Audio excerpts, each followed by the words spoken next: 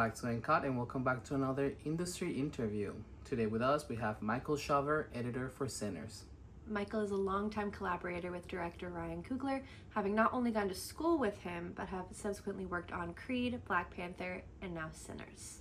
Michael was actually also the editor for the movie Abigail, a movie in which we interviewed the cinematographer for. But on today's episode, Michael was able to give us all of the information on how the editing process was for Sinners. One of the most interesting things, there were different cuts of the movie, but you'll have to watch the episode to find out which ones. Before we go on to the interview, make sure you like and subscribe for more industry interviews from the people that worked on your favorite movies. And without further ado, Michael, take it away. I'm Michael Shawver. I'm an editor of feature films mostly. And, I got in to the industry. I went to film school at University of Southern California. For graduate school, I'd gone to college in Rhode Island, where I'm from. And, when I was a teenager, I just fell in love with movies and making movies with my friends with big VHS camcorder that my parents had bought at the time. And I didn't really know editing even existed at that point, until I got to high school and saw um, some students working on Final Cut, and my whole just world exploded. Knowing you could actually manipulate things and tell a story with a computer, luckily I kind of held on to that feeling I had and that excitement and that passion for it. And there's a lot of times in life that people or things may seem to be telling you like this isn't a good idea, you shouldn't follow what you're passionate about, and just have job security and get a job in an office. But fortunately, I had a great support system growing up. My parents, my sister were always the first ones to want to see what I was working on, and my neighbors and friends. And that level of encouragement kind of pushed me. So when, I graduated from undergrad, I still had to scratch that itch of creating and doing something. And also, kind of fulfilling this feeling of I had a lot to offer or could offer. And I understood at that point movies were not just for entertainment. They can make you see things in a different way, change your mind about things, and knowing that, but in a way that you don't realize you're being influenced. Sort of, you're lost in these movies and you follow these characters, and so understanding that, and being from Rhode Island, not really a place where it's even an option to work in the industry.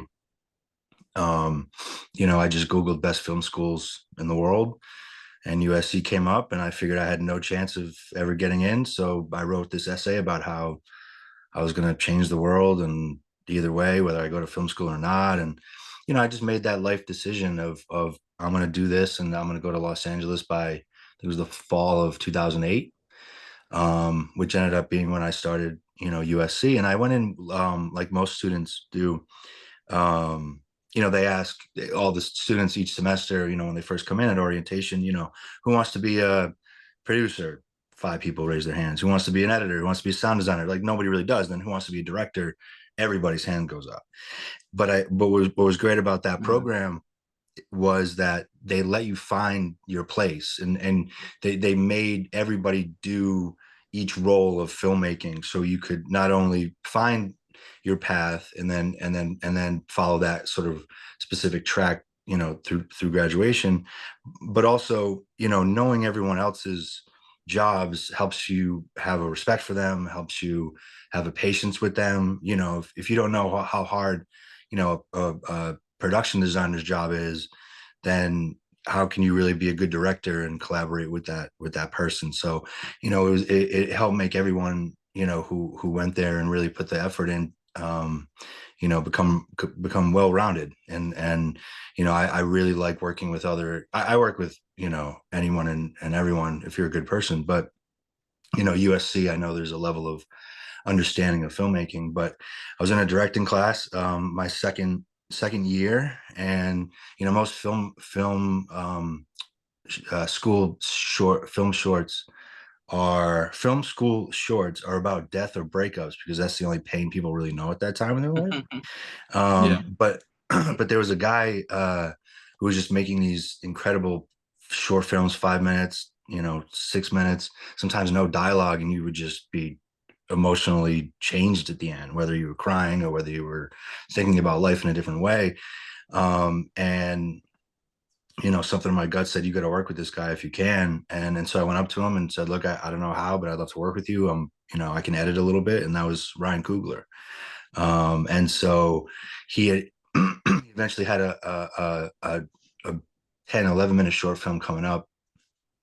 And he was trying to decide who was going to be his editors for it. And one night close to his decision, he asked me if I knew how to production design. And I had done it for a class, so I knew a little bit about it. I was like, yeah, totally, I can do it. I'm like, what do you need? And he's like, all right, I need this and this and this. I'm like, all right, cool, that sounds good. It was like 10:30 at night. And I said, when do you need it by? And he said, we're shooting tomorrow morning at 6 a.m. And I'm like, okay. So I absolutely panicked. But I figured it out, and I did everything I could to help him make that short. I helped light it, I helped shoot it, I helped, anything, any way I could. And then, I think that showed that I was willing to, work and put in the hours and the effort and stay positive and be patient and all those qualities we want people we work with. I showed him that, and I think he realized that that's a good character. Those are good characteristics for an editor, And so a couple of days later, he hired me as one of his editors, and then, ever since then, he has, fought really, really hard to keep, our core team together. And sometimes it works, sometimes it doesn't. But even on Fruitvale, the producers understandably they wanted Ryan and to pair him up with, more well-known people who have more experience. But Ryan really valued, the trust we had, the relationship we had, the work, how we worked together, and understood the benefits, even subconsciously knowing that being loyal and growing with the same people will make better, results at the end. So, I owe so much to him, and from then on, even after Fruitvale, I felt like, okay, this guy is, incredible, like one of the best, like even now working, and I need to get better. So I went out and just tried to edit everything I could. At one point I was editing a feature during the week and then a short on the weekends and had 0 days off. And it was, I shudder when I think back about that, but it helped me rise and get the experience, in a short amount of time. And my path to being an editor is, it's becoming more common, where you don't kind of go through the ranks and work as a PA and then an assistant and then or an apprentice, then assistant, second assistant, then first assistant, and then editor. And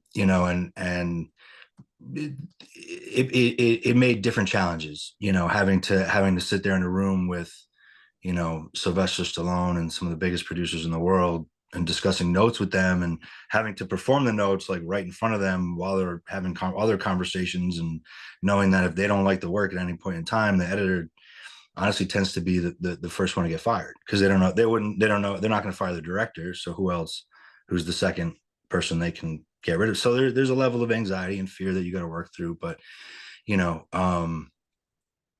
what was great is that all the people that I was able to work with, Ryan, all the way up to, Kevin Feige and Marvel, the best ones always gave us space to learn.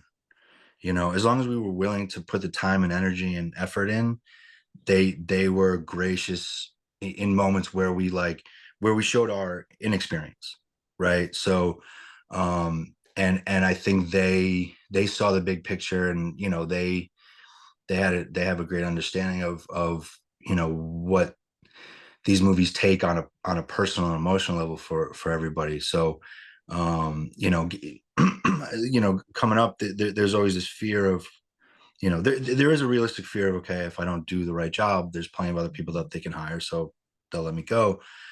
But I think that before you step foot in the door of the industry, or you're on your first couple of things, there's this fear that, oh, if I mess up, they're gonna that's it. Like, I only have one shot at this. But I think if you embody other characteristics in any role in the industry, being a good person, treating other people with respect and kindness, working hard, being, I always told myself, just be worth a little bit more than what they pay you. So they'll always want to hire you again, and they think you're a good value, little things like that to kind of weave your way through everyone else who's trying to do it. And a lot of the success that I've seen and had myself, has actually come from, call it karma, call it, whatever you want, but you get what you give. And a good friend of mine, he's a producer, he told me, um he's like, the industry is like a pyramid where everybody's trying to just scramble and scratch and get some footing and get to higher up in the pyramid. And he said, but it's the people that help each other up, that boost each other, and then once they get up, they help the other person up, and then you work together and you grow. And then when you get to the top, there's less and less people. And I found that that if you do the right thing, and you stay the essence of who you are, and work through these things without, because there's so many people that in the industry will say, oh, this is how it's done, even if it's Mhm. not good, and I think that stuff it's possible to change, but I think it takes a sort of a strong foundation of, who you are. And when you embody all of those things, people want to work with you. These movies are hard. So, I've heard countless directors, actors, producer, everybody saying, I just want to make movies with people I like, with people who work hard, and that I enjoy spending time with. Because I mean, there's very commonly 12 to 16-hour days, that we're sitting in these rooms together, like, and it's, sometimes it's hot, sometimes it's too cold, sometimes we're never hungry. There's plenty of snacks. They always make sure to give us the snacks, keep us going. I had a professor that said, if you always have chocolate chip cookies on standby, because if you're asking people to go a little bit extra, a little bit longer, it's harder to say no to a chocolate chip cookie. um which I've taken with me. But so does that answer the question? Just about Yes. getting It's so in, is very that okay? inspirational. Cool, cool, cool. It's so very inspirational to hear you talk about your journey and how you got to filmmaking, because I can definitely see a little bit of ourselves in there. And you coming from this side of the country, we're in Boston, Yeah, nice. and then just having those aspirations of making it in the industry. We're actually moving to Los Angeles later this month. Oh, no way, for like Pretty much permanently. pursue, yeah, Wow, pretty much cool, pursuing the same thing. awesome. And and then me especially, I loved your story because the way I got introduced to filmmaking was with editing. I was just in high school, a junior in high school, and I sat in my radio and TV broadcasting class and opened up Premiere Pro for the first time, and it felt like a whole world opened up in front of my eyes, and there was no Right, looking back. yeah, totally, that's So awesome. I absolutely love that. And getting a little bit into kind of like how you like to work, how you like to Hmm. edit, and what kind of softwares do you use? What do you recommend? And also, I know some editors like quiet, some others like a lot of noise around them. Where do you find yourself the most inspiring, the best environment for your work to happen? That's great question. So for first question, Avid is, Avid Media Composer is the main one that we use, and it has the best infrastructure. It's on every level. It's what I learned, fully at USC. It's the main thing that was there. And knowing that, knowing that, having that foundation and that comfort, and it takes it, it's not for everybody. Every nonlinear software has, you gravitate towards different things, like and I see benefits to, Premiere, benefits to Final Cut, benefits to, DaVinci, who've actually upped their game and have a really good nonlinear editing software now. But Avid is the one that is, mostly supported, in the infrastructure of this industry in this town. But it's aside from sort of how the file structure is set up, and the different codecs and like, maybe a couple weeks worth of like intense education on what this is. It's all the same. You can map the keyboards the same way. It's all essentially, similar. So, they're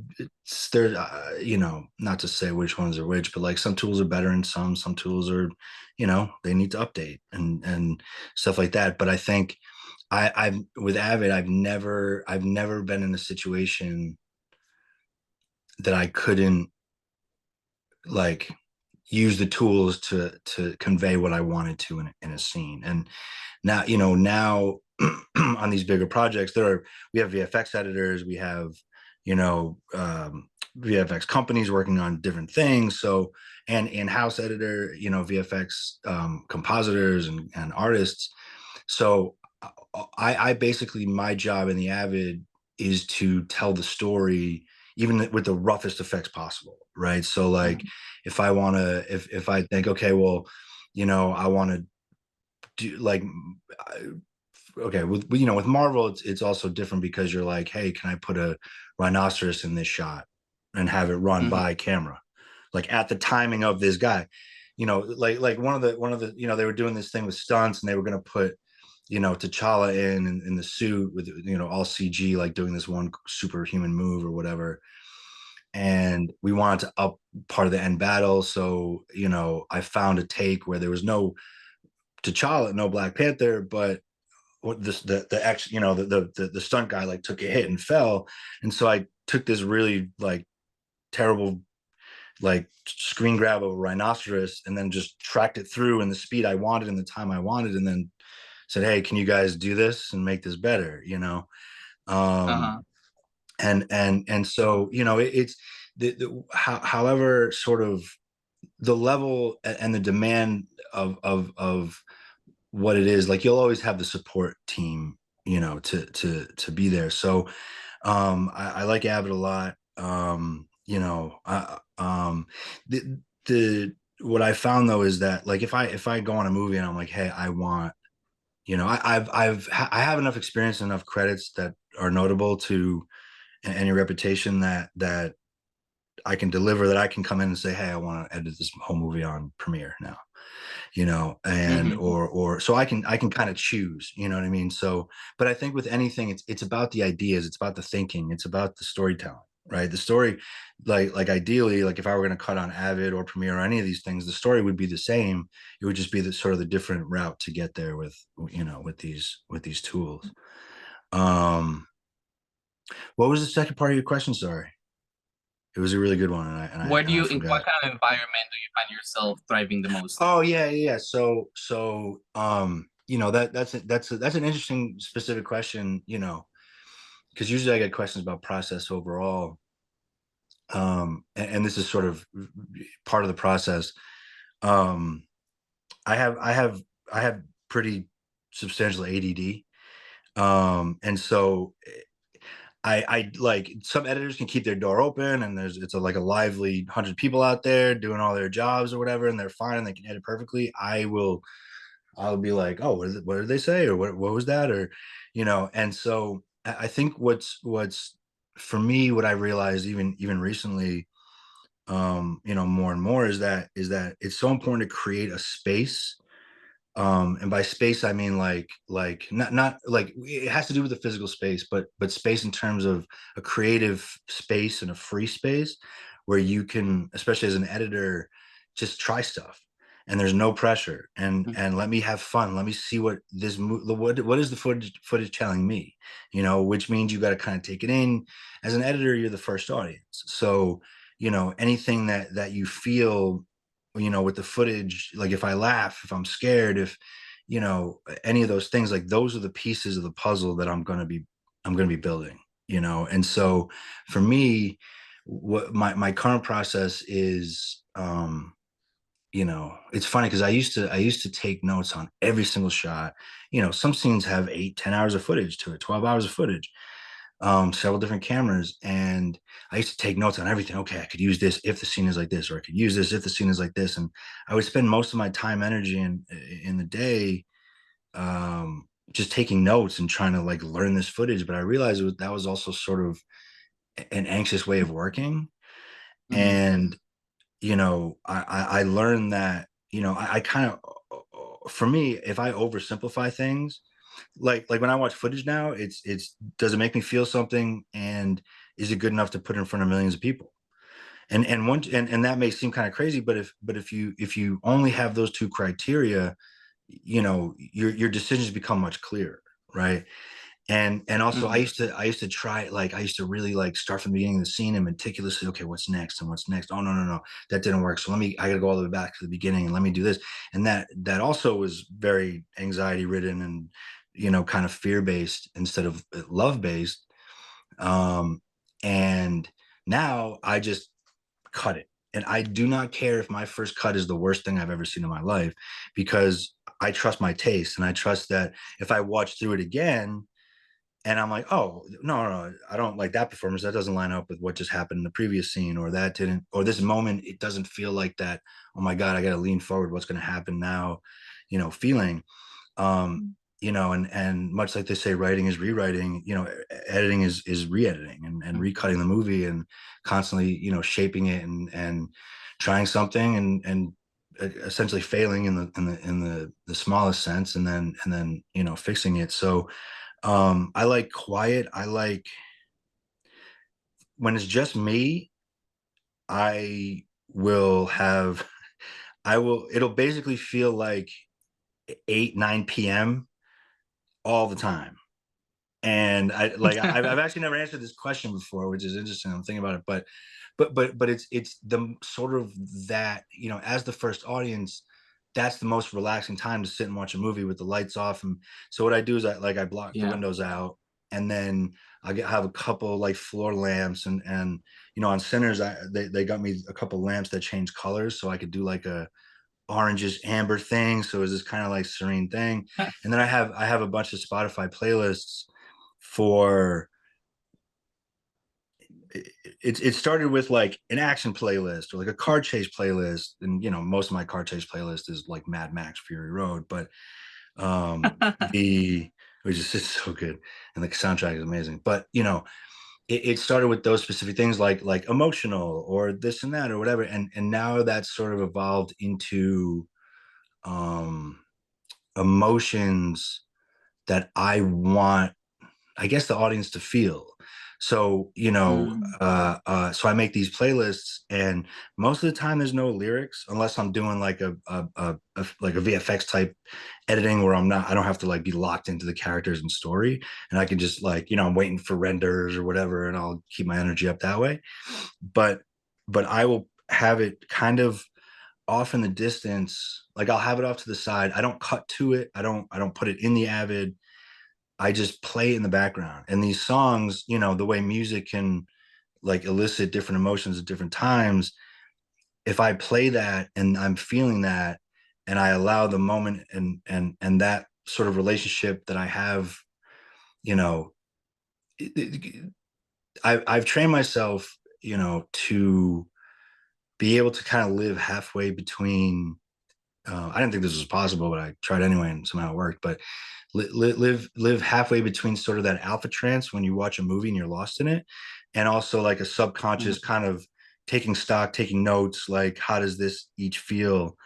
And so, after establishing that, and then having the music sort of filtering through into the project, it's sort of it's sort of a little bit of a boost to get the right feeling, or to get any sort of emotion in. And it may not be right, and then we change it, and we reevaluate and look at it again and show people and get their notes, and rinse and repeat. But having that be a tool that doesn't, because I know editors sometimes like to cut more to music, actively. But for me, that seems to be the most organic way. And what's really special about working with Ryan and Ludwig, and having that history, them having that history, the three of us having the history and that trust, having worked together since film school.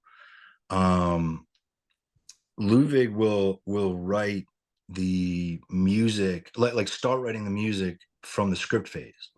So he'll get the script. We'll all get the script Mm-hmm. like on Ryan's close, team. We'll all get the script like right away, right? We'll get like the first draft or whatever, so we can give notes. We can start discussing, start thinking about it, and then Ludwig kind of goes and most composers don't start until the movie's Yeah. sometimes almost locked. But Ludwig will go and he'll travel different places in the world and he'll find research. And so what's amazing for me as an editor is when I sit down on the first, like even sometimes before I even start cutting or they start shooting, I may have a couple tracks from Ludwig of his, audio story of what these characters, who these characters are, and what the themes are to him, like in a musical way. So I actually get to that. I will cut and then put on top. Like I'll make it work.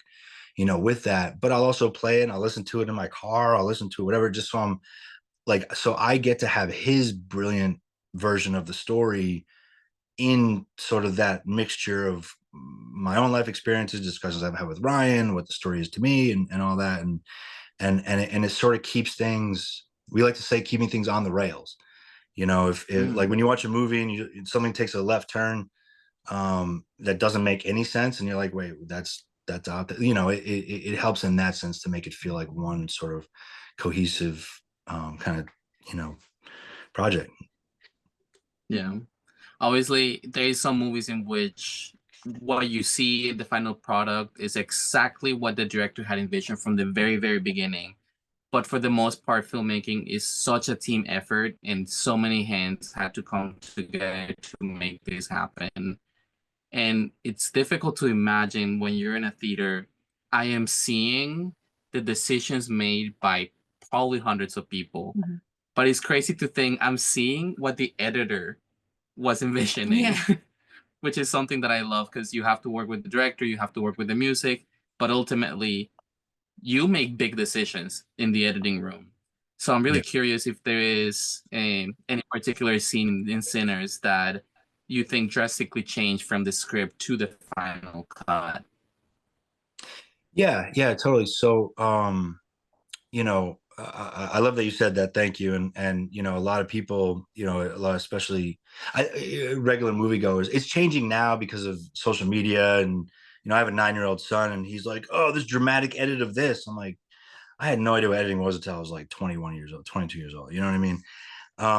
So it's in the social consciousness, but um, I think that's a great question. And we're the first audience, but we're also the gatekeepers of the movie. And so just like everybody's work through discussions, through actions with Ryan throughout the process being filtered through Ryan and into the movie, I am sort of that second person. And I have to sort of, one of the best pieces of advice I got when I started, this guy named Hunter Vi. He's a great editor. He did a bunch of Walking Dead, Cut the Mist. And he told me, he's like, your number one job is to protect the movie. And to do that, you have to protect the director's vision. And sometimes that's from the director themselves. And that's not, and if you know any directors that whose initial vision is exactly what comes out in the final movie, I'd love to meet them because I've never experienced that ever. But I think to your point, that is the process. Like, it is the writing process, because and there have been when I did some additional work on Creed 3, and there were things that I came in and helped with and helped Michael B. Jordan with, in terms of just like breaking a scene down, and because something wasn't working about one of the sequences, and everybody was telling him it wasn't working, but nobody was like walking him through it for him to figure out what this was. On Sinners, I mean, Sinners was extremely challenging in a lot of ways, technical, story wise, all the time, schedule wise, alligators on set. But it's a Snakes 2 is the first movie I've ever been on that had that. Like, I was like, who are these guys with like big pieces of equipment and like giant boots and stuff walking through the grass? And like, oh, those are the alligator snake wranglers. And I'm like, oh, Oh my god. okay. But Ryan, this was the most personal thing for Ryan, and originally from him. We didn't have, Fruitvale was a day in a guy's life. Creed had a rocky structure to it. Panther movies were Marvel, right? So there's familiarities, there's things we can watch, how they do this, and Winter Soldier, how they do this and this other thing, and kind of get our own version of that, or figure it out. But there was nothing here, and to base it off. So and we were meshing a bunch of different genres. So like, how do you make those genre elements work, but also, you know, fully realize what this movie is and what it can be to people? And I mean, there are dozens and dozens and dozens of versions of this movie that existed while we were doing it. Like, some that completely cut out the first 40 minutes of the movie, and they started with the Jew.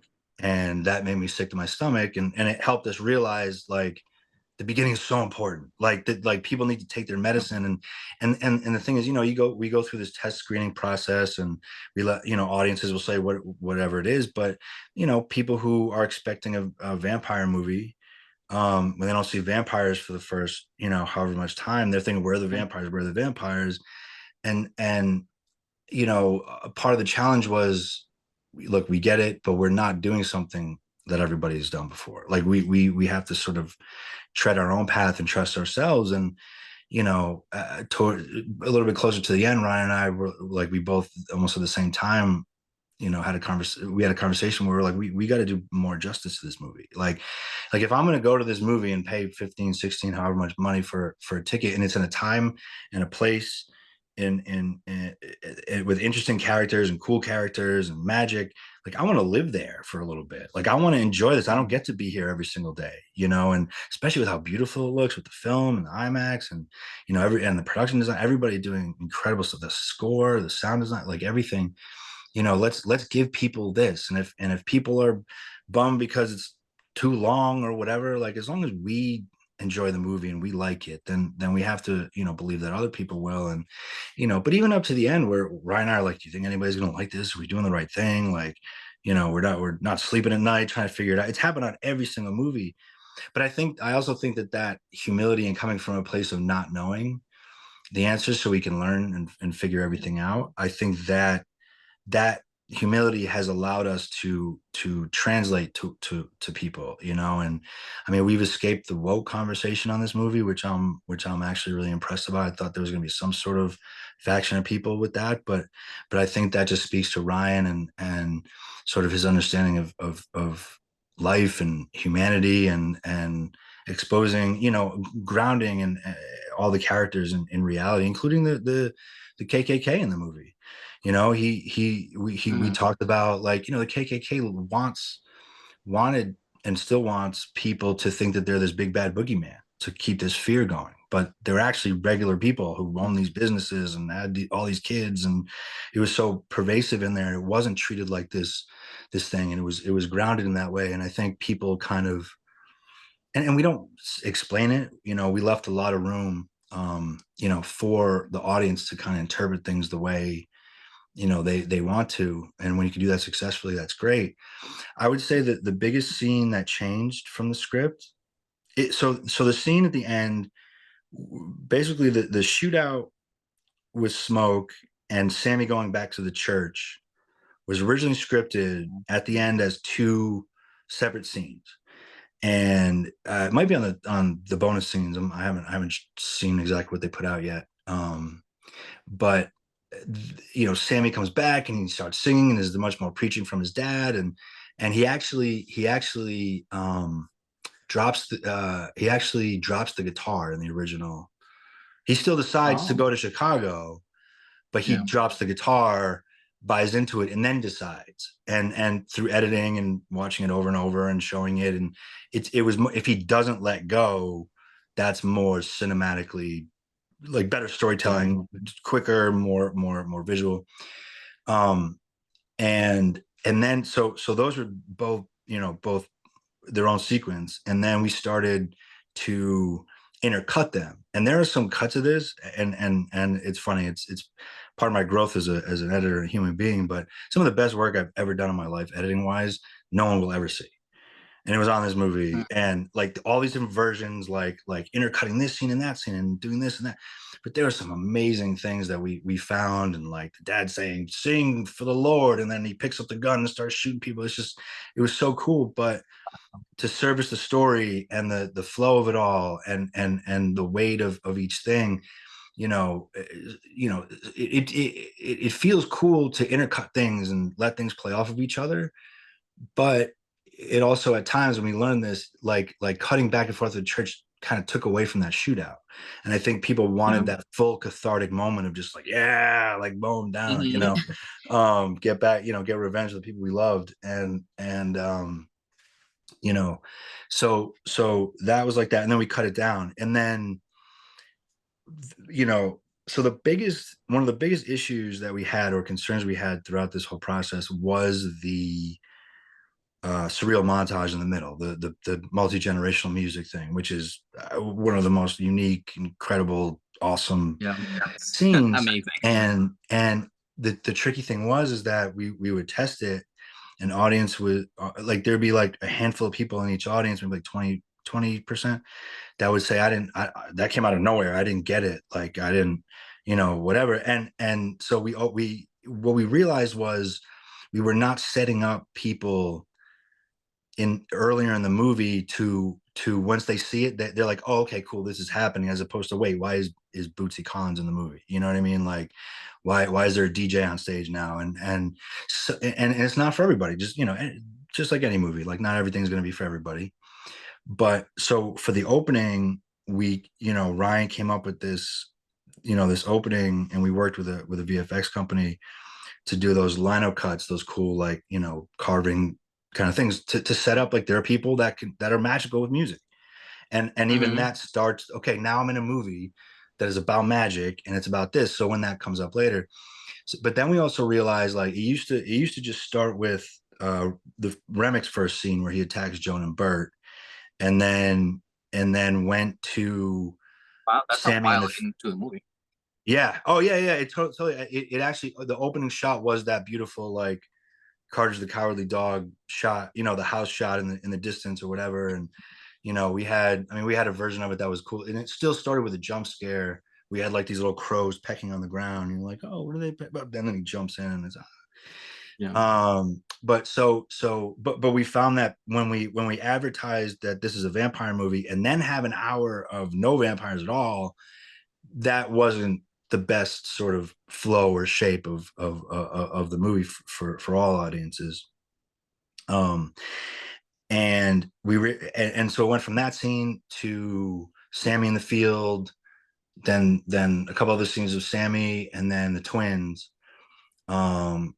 And we realized, okay, well, one thing we always do in all of the movies with Ryan, and I try to do in anything I'm on, is always having the most singular perspective story, and following the protagonist, the person who the story's about, that needs to make the change. So we realized that we needed to somehow bookend it with Sammy, and have Sammy be the first character we meet, so that way at the end, when he makes that decision, it feels like, okay, that's all the stories are like, this main overarching story, and then these other stories and these other stories. And I had done a cut just on my own, just trying some stuff, because Ryan and I had a conversation about PTSD, and, Smoke has PTSD, like he's got a shaking hand, and, from the war and all that, and can't roll the cigarettes. And so with Sammy, I started to think, like, okay, well, when he goes back to the church, like, that's like a place that he's always been, but now is new because he's different, and he just went through the craziest shit you could ever imagine, especially in the 30s. Like, people in the 30s don't watch vampire movies, you know what I mean? Like, so like they don't have that pop culture, reference that we have. So like, what the heck just happened? And then I started to think, well, I realized that, his dad is preaching, and Remick was preaching to him with the baptism scene, when he's dunking him in the water. And so then I was like, oh, what if when he sees his dad do a motion, it reminds him of the motion that Remick did really quickly. So then I that's why I put those little flashes in to really hone in on what Sammy's feeling at the time, and I even put a small moment where he doesn't enter, and this wasn't planned, but he doesn't enter the church until his dad invites him in. So he like he if you watch it, like he hangs out the door for a second. So like even putting that little seed of, oh, did he get bit? Like, is this a thing? And now he's out in the sun, so obviously he's not, but like he just was in a situation, even the PTSD moment of like, am I allowed to come in? Do like what, like the whole processing in the brain trying to survive and straighten itself out. So then I showed Ryan that and he liked it, but it didn't fit in the version we were doing at the time. And then when we put that at the beginning and really like honed in on these jump scares, it just felt right. So introing with that thing, and then having a slow long shot of him driving up and walking into the church and hearing this song, and then that jump scare comes out of absolutely nowhere. And what that does is it lets people know we're doing this. Like we're a horror movie, even though this is like a beautiful shot and church and all this stuff. Like we're gonna jolt you at times. You're gonna do whatever. So it's about sort of the breadcrumbs of information and emotion that you give the audience, because we were never gonna cut that scene out in the middle of this real montage. So we just had to find a way to make that work, and in the process found a better structure to the movie with bookending it with Sammy. And I always love in movies when I at a place, and then when I get to that place again, I'm like, oh, that's where I was before. I'm like, okay, now, like, I don't know, just as an audience member, I love that feeling. So I would say that's probably the biggest thing, structurally that changed, those two sequences. For sure. I find it really funny that you mentioned that you needed to include something at the beginning for the montage to make sense. Because when we watched the movie for the first time, I think they started the movie a little bit Too early. early. Like, because usually you have like 15 minutes or so of like trailers. So we thought we had Yeah, like a yeah. little bit of buffer. And we came in and Sammy was already like coming into the church. And so we didn't know what was happening when the montage came around, but we still absolutely enjoyed it. Yeah, but mind you, we had to rewatch the movie. We had to go again and just watch the whole movie again. So we watched the it beginning. twice. And then when we saw the beginning, makes more sense, but it's still That's I'm funny. just so very impressed with this movie, and I think there's a lot of attention to detail in the film, and that really comes from the core team that Ryan Coogler has put together. It gives me like Johnny Depp and Tim Burton vibes, but to an extreme. We were having a chat with our director Jesse Rosenthal as well, that has worked in a couple of Ryan Coogler's films. Michael B. Jordan's been in his films multiple times. You have. So I think all of this theme coming together and makes it so that it feels that much more personal. And it also reminds me slightly of the kind of films that Jordan Peele would make, trying to have a really deep message driven by a really amazing story on a horror film. So I think those are really, really good details. Thank you so much for saying that. I will say that, this was Ryan's biggest leap in terms of giving everybody on the team ownership. Like we've all had a say in everything. We all, like, I give music notes all the time. He tries to leave me nuts, but he'll give me picture notes. You know what I mean? And so we're all in this together, and we're all, making the same thing singularly, as a unit. But Ryan made it his sort of mindset to let everybody have more, I don't want to say control, I mean it is, but like ownership over their departments and their role. So there are times where, on previous movies, we would discuss things, and Ryan would get the edge, right? He's the director. Cool. Like, I want something a little bit different. And but on this one, if I like, if I did something and he said, oh, I don't really like that, and it's stuck with me, we've always done it that way, but like if it keeps coming back into my kind of subconscious and gut and soul or whatever, we entertain it again and talk about it more. But even just the small little, like, do we do this or do we do this, he let me decide in a lot of ways what things were going to be. And that I think that came from the fact of, one, like I said, we didn't have a sort of a structure to lean on. And this was so personal to Ryan, and he's so honest and self-aware that he's like, this is so personal to me. I love all of it. Like the 3 hour cut of the movie works. The 2 hour 45 works. 2:30 works. Give that to me, yeah. Yeah. So it's like, what do we do? And so leaning on, and every department got that, like Hannah, our production designer, like anytime there was any sort of VFX change in anything, like that train station, they had to put the old city in the background and whatever, and fill in things and add some smoke here and there. But at one point we wanted to change the, I was watching a version of the VFX shot of that big wide train thing, and I look at the other side of the street, and most people's attention wouldn't be there, but I looked at it and I was like, that looks a lot like the town that smoke is in, like the way it's set up, and it would in real life be set up that way because these towns essentially would look similar or the same.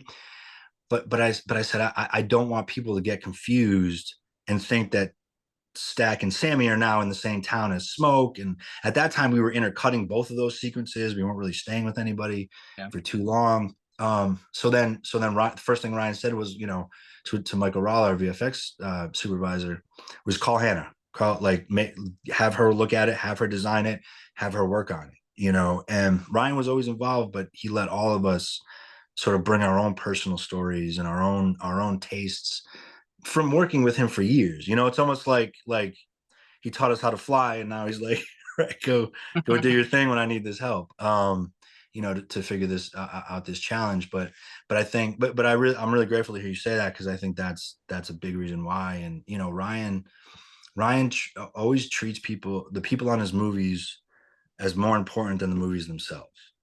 There's so many times in this industry where it's like, oh, the deadlines, the movies, the money, the da da da da da da da, and people kind of get the humanity and people's quality of life and respect given to them and care, whatever, that kind of falls by the wayside, unfortunately. But with Ryan's, everybody feels welcome. Everybody feels like they have a say. If somebody's tired, he's like, go home, hang out with the kids. Like, it's, we'll pick it back up tomorrow, kind of thing.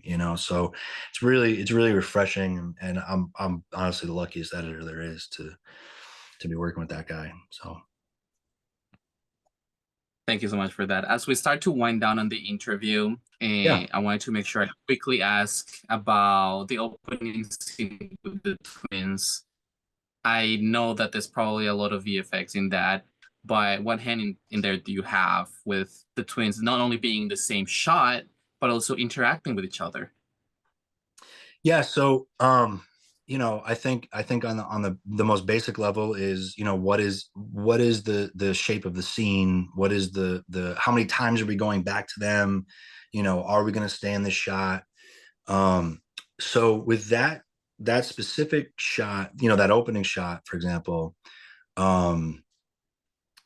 so they shot with a techno dolly, which was dialed in to do the same move. So they had, where they had a reference point for where the cigarette needed to be handed for that to feel real. And then, on each side, they would do several takes of Mike as Smoke. And then his double would be playing Stack and do the same motions. And then basically what, I wasn't on set for that day, but in a lot of the earlier scenes, like when they're going in the truck and some other ones, I was on set to help decide what the master take would be for one of the sides. So then when they had that timing, that action, they would match that blocking, that timing, the looks, all that stuff, knowing what they were getting into. Now, so at least the camera could all be lined up. So they picked the best ones on set, and my assistant who was on set, comped it together, and they decided, okay, this is what it's going to be. When I get in the editing room, there's 8 takes on one side, 8 takes the other side. And so now I'm looking at performance, right? And I'm looking at like the minutia performance and the eyes and then the nuances and, all that stuff. So I had, take 8 and take 9, and then take 3 and take 7 lined together, and then 7 and 9, and which ones feel the most, and that's where I play the music and I sit back and actually buy myself some nice, comfortable UGG slippers so I can just sit in the editing room like I'm watching a show at home.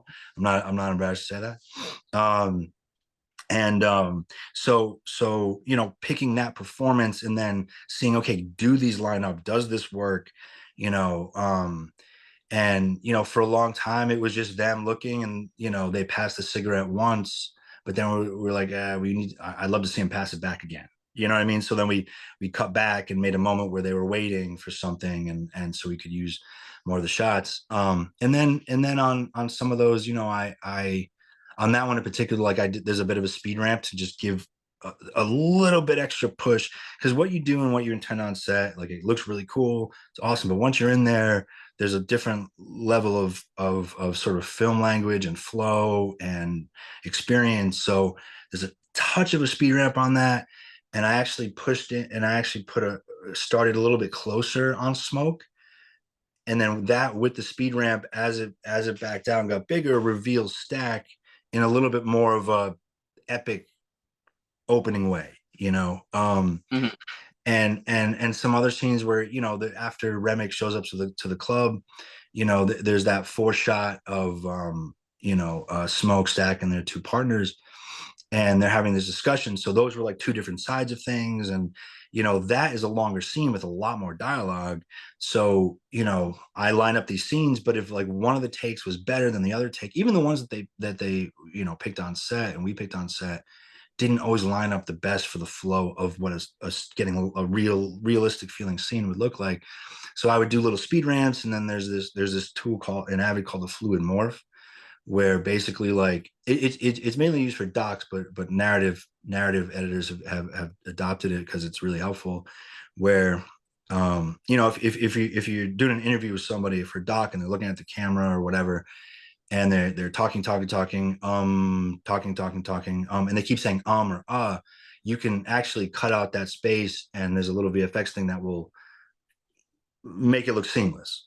You can't Yeah. use it for every shot. It's meticulous to get sometimes, but I spent that good portion of the day just meticulously like, this response is too quick over this line, so I need to slow this side down a little bit for like a couple frames here and then line this. But then because they did that, then the rest of it was off, so I had to speed this part up a little bit and match this. But then I got people dancing in the background a lot more here, and the people on this side from this other take weren't dancing as much in the background.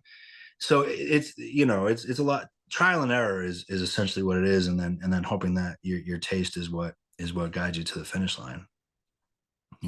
So Yeah, I find myself whenever I'm editing like a short film or anything, I find myself just trying to have some fun, sitting down, seeing what works, seeing what doesn't. And I tell her a lot, like, if I don't know how to do something, I'll just try to figure it out, because that's like the most fun when you're in the editing room, just doing something you didn't think you could. And this conversation totally. has been absolutely amazing. You've given us a lot of good, amazing information. And what is a piece of advice that you will give to someone that would like to pursue editing and filmmaking? So the two things I would say to do are figure out, one, edit everything you can. And if you don't know how to edit certain genres, learn. Because what happens is, and I get why it happens, I don't agree with it, but people get put into categories, right? So like when I started, I did Fruitvale Station, which is a heavy personal drama, right? And the next movie I wanted to do, I loved the script, it was comedy and all this stuff. They're like, no, he's not a comedy editor. And I'm like, but I've done a comedy. I think I have a good sense of humor. I think I can.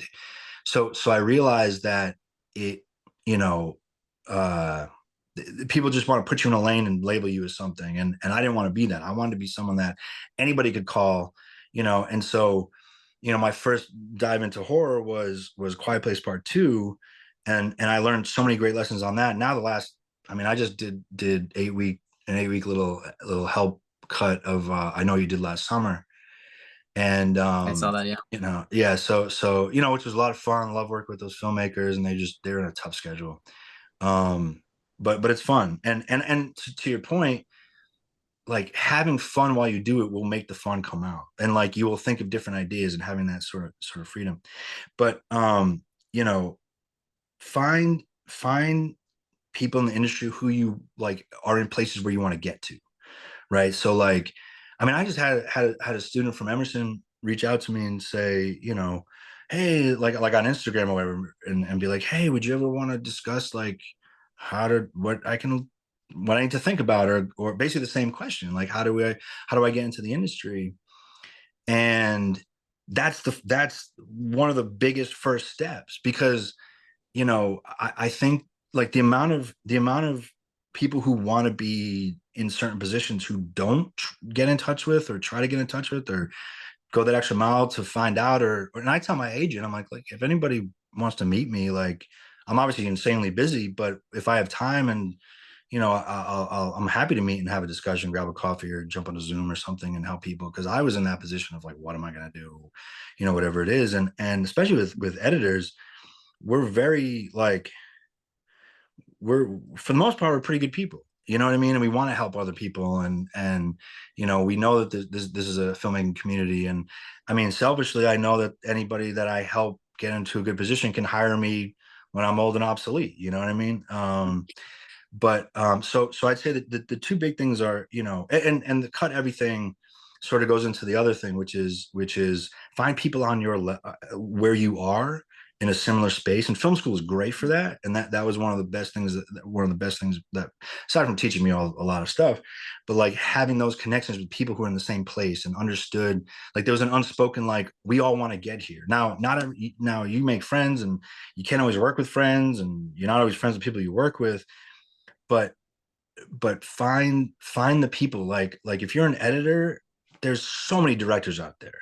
If you're a writer, there's tons of people. If you're a director, find a writer who has a short script, and find an editor who wants to edit, and just do it, right? Like when I was a kid, I didn't have these resources for myself, so I had the camcorder, but I edited because I set up the camcorder and framed it up to the TV and figured out how the difference between play and record, and would record different clips, and because none of my friends could film at the times I wanted them to, so I was like, there has to be a way to shoot out of order, and we always try to figure it out, but you could shoot. I mean, there are features shot on iPhones. Meet with people, write a script in the morning, come up with a 3-page script in the morning, go out and shoot in the afternoon, cut it that night or the next day, throw it on YouTube. Boom, you got something, right? See if people like it. If they don't, try it again. Learn from that mistake. So if you come from those both sides, where you're learning a work ethic, you're sharpening your skills, you're building a community, but you're also keeping the future in mind, in that sort of finish line. Or not, it's not a finish line, trust me. Everybody thinks that, like, oh, once I do one big movie, it's going to be great. And I remember after Fruitvale, I was like, yeah, this is awesome. I'm like, wait a second, I still got to find another job, I still got bills to pay, I still got to do this, I still got to do that. And you'll keep going, but I think having those two sides um are extremely important. So like, in that pyramid way, it's like you have people, you're helping lift each other up, but then you have someone who's already up there say, here's an extra boost, like here's a little piece of advice, Mm-hmm. or hey, I got a PA opening for a couple weeks on this job, like don't worry about it, like get you in there, you'll just learn the process as you go, kind of thing. So I think thinking outside the box in that way, and then finding your own path. I mean, like I said, I met Ryan in film school, and we clicked, and I found the right ways and did the right things and made the right choices to get that opportunity, and then work smart, and then once you get the opportunity, work your ass off, and you'll be okay, I think. Oh, I'm so inspired. I don't know. Maybe. Hey, Michael, this is probably the most difficult question of today. What is your favorite movie and why? Oh boy. But I've you know it's been so many things. Like in high school it was Bad Boys, in college it was Goodfellas. But when I was a kid, I watched Home Alone every day for like a year. I watched The Lion King every day for like a year. I watched Independence Day every day for like a year. Knew every line to every one of those movies. I mostly watch kids movies now because of my kid. But I having gone through that, man, favorite movie. Like, you know what? I haven't signed up for Letterboxd yet, and I isn't don't they do like the four things? I don't know if that's copyright infringement, Yeah. but they do like four things. So I started thinking about what my four be. Um, Muppet Treasure Island is up there for me. I don't know, guys, have you ever seen that classic? Um, Yeah. um, The Frighteners. Have you ever seen The Frighteners? No. Oh, check that one out. So Peter Jackson before Lord of the Rings. Michael J. Fox plays a con man who can see ghosts and hires ghosts to haunt places that he comes and fixes. But then Yeah. an evil spirit comes, and it's this crazy Peter Jackson, like funny, cool movie. Check that out. The Game, the Fincher movie, The Game. The you ever see that one? The Michael Douglas one. I don't think so, no. Oh, one of the best. So I used to work at Blockbuster back when I was in college, and so I always had these like movies that like some of my favorites that nobody ever heard of. You know, so The Game. It was I think the one before Fight Club. But one of the best like thrillers, like twist and turn kind of movies, like has this really creepy thing. Um, man, and then Lord of the Rings all together. I'm gonna clump that all as my four because I just watched those with my sons. We did a wings and rings night. So I would make wings, and we watched like an hour and a half of the Lord of the Rings movies, and he absolutely loved it. And it was funny because and it's funny with those experiences because like as a dad, you're like, I hope that my kid likes what I liked and all this stuff. But Yeah. what it actually showed me, because that movie is so like there's so much to that movie. Like a lot of people think, oh, it's a fantasy, it's battles, it's this and that. Like I mean we analyzed the Battle of Helm's Deep so much for like the Battle of Wakanda and the first Panther because it's such a brilliant battle scene. um but it actually showed me how great of a kid my son is, because he was like, Dad, like I'm not scared by the orcs. I get scared when the friends are betraying each other. And I'm like, Oh. oh man, I'm doing something right with this kid. Yeah. But the part where uh Bilbo sees the ring, you know what I'm talking about? When Mhm. they're in Rivendell, and like Frodo and Bilbo, and then it's like, oh, and it's just like you feel warm and happy and safe and sunny and everything, and then he sees the ring, and then his face changes, and like my son, like never seen him more scared in my life. But yeah, so that's those are my four. I know I cheated. If I have to pick one, I'm gonna pick uh I'm gonna pick probably The Frighteners, because it has all the elements. It's Okay. scary, it's funny, it's dramatic, you're leaning forward. Michael J. Fox, like as an older guy, you know what I mean? Like in his 30s or early 40s. So that'll be the one. I know it's a long-winded answer, but I'll have that's to watch it then. yeah. Yes. Talking about Lord of the Rings, it's funny because I just finished watching the whole series earlier this year. The first time. Yeah, and I liked it so much that I Nice. insisted on watching the extended cut Mm-hmm. or whatever. I still have to get to the Hobbit, and Mm-hmm. we actually had a chance to talk with the cinematographer for Abigail, that also was a cinematographer for Rings of Power, which is the Yeah, yeah, show, and he yeah. was like, "It can my friends cannot make fun of me anymore because I'm the only Australian." I thought it was New Zealand. New Zealander that hadn't done a Lord of the Rings film, but now I have. So now they can stop making fun of me.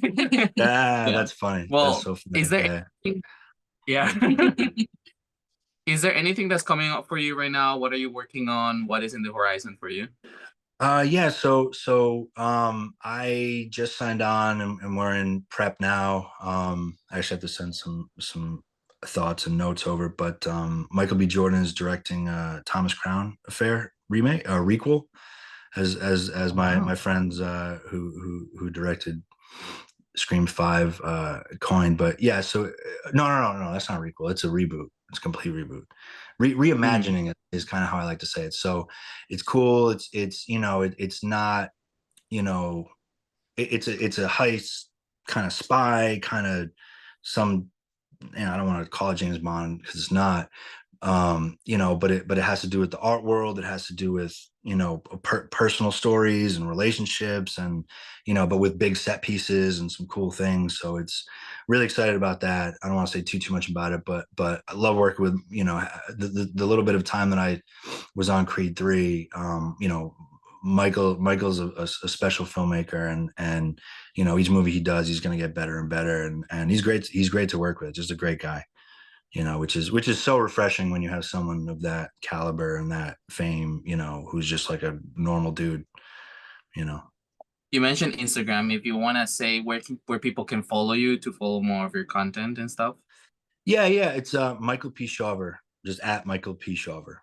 Um, my credited name. I don't post a lot. I believe in scarcity, and if I have something to post, I post it. It mostly has to do with movies and stuff, but I welcome any and all followers, and I engage, if people write comments or I see posts about, especially with Sinners. I've never seen sort of a conversations about a movie quite like this. And so, I'll engage, and if people, post something that's like, hey, I noticed this in Sinners, and I'll just engage with it. It's a fun way to kind of connect, and because we make it, we want, like, that's the best reward ever, is when people take what you did and make it their own, and it's the world's movie. And so, bringing people together and back to movie theaters, I think, is I'm still wrapping my head around how much that, that means to me. Well, thank you so much for joining us today, Michael. It's been a really special conversation. Thank you, everybody, for listening. It's a great discussion. Always can't wait to come back and have another conversation after the next one. And if you haven't, check out Sinners. It's on digital, most platforms. Thank you. And cut. Thank you so much for watching this episode of Cut. You can follow us on all social media, starting with Instagram as Cut the podcast.